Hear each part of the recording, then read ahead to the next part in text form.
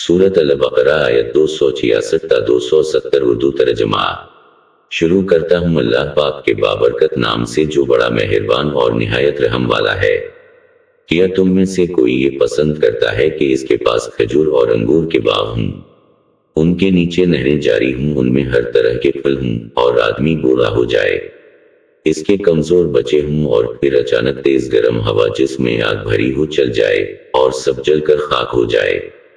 खुदा उसी तरह अपनी आयत को वाज़ेह करके बयान करता है कि शायद तुम फिक्र कर सको।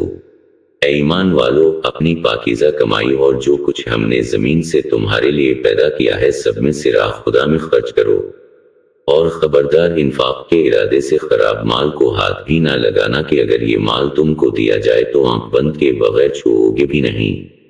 याद रखो कि खुदा सबसे बेनियाज है और सजावार हमदो सना भी है। शैतान तुमसे फकीरी का वादा करता है और तुम्हें बुराइयों का हुक्म देता है, और खुदा मगफिरत और फजल व एहसान का वादा करता है। खुदा साहिब वसअत भी है और अलीम व दाना भी।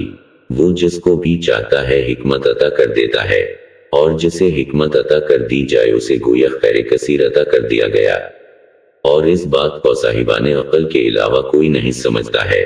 और तुम जो कुछ भी राह खुदा में खर्च करोगे या नजर करोगे तो खुदा इससे बाखबर है। अलबत्ता जालिमीन का कोई मददगार नहीं है।